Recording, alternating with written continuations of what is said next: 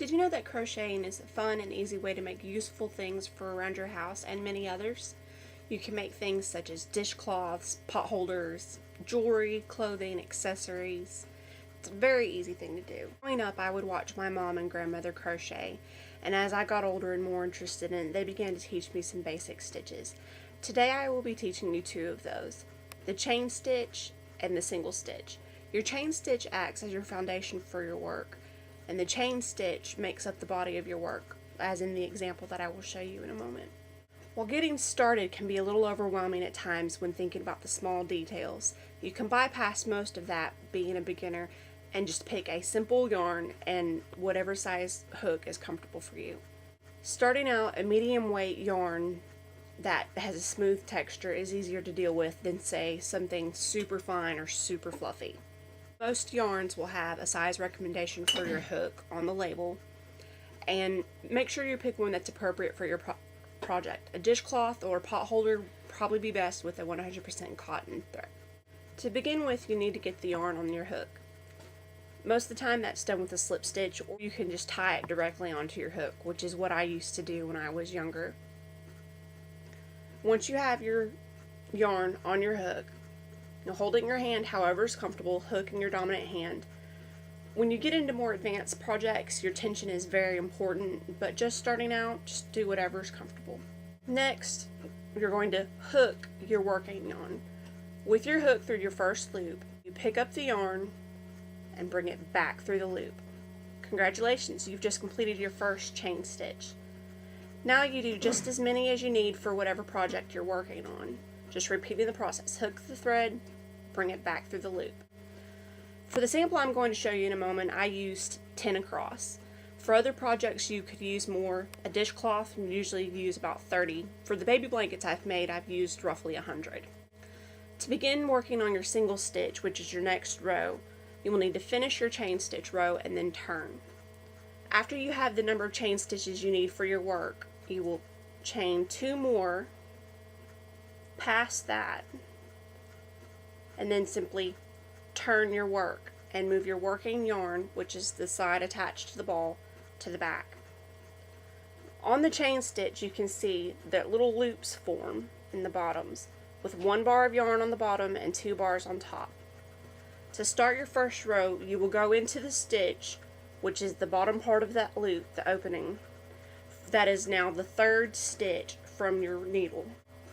And as you can see, when you go through that stitch, you'll have 1 bar on bottom and 2 bars on top. Then you will hook your working yarn again and bring it back through the same path that your hook took to go through it to begin with. Now you have 2 loops of yarn on your needle hook. You will hook your yarn again, bring it through those 2 loops so you end with 1 loop of yarn on your hook again.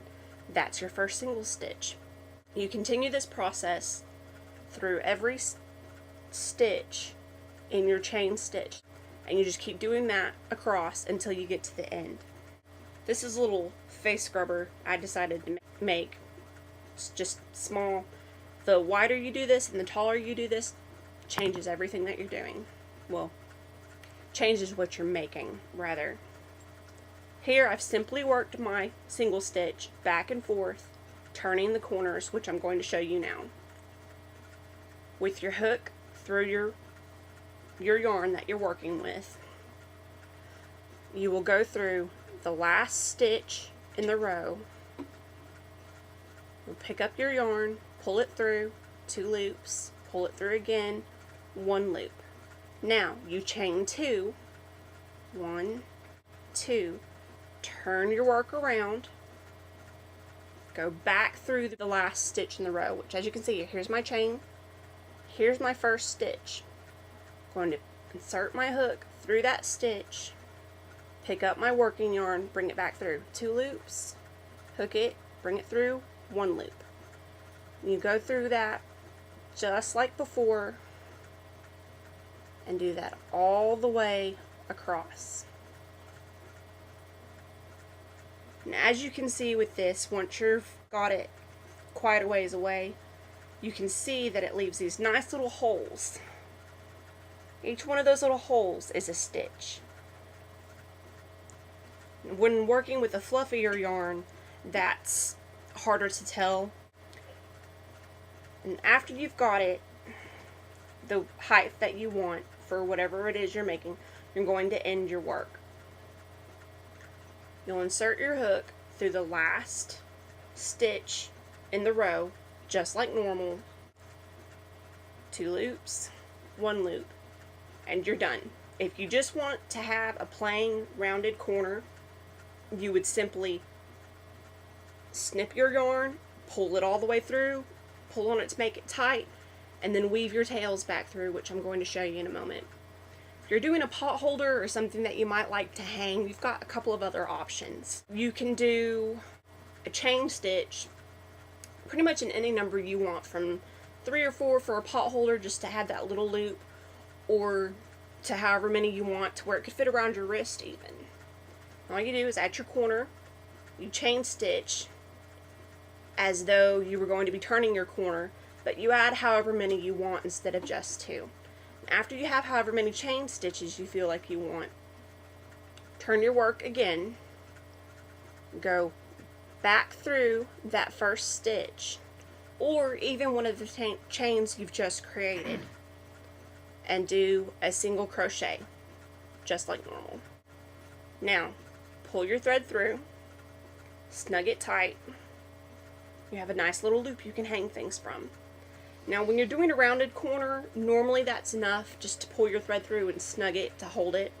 Sometimes, if you feel like it, you can make a little knot on it. Just stick your hook in somewhere, pull your thread around something else just to secure it a little. And then what you do with your tails, your beginning tail and your end tail, is you simply weave them into your work. Insert your hook, grab your yarn, pull it through. Go in from the other side and do it again. And you'll do this until the tails disappear. It just disappears. And that's all there is to it. You've now crocheted a simple, useful item. So next time you have the notion to be creative, pick up some yarn and have at it.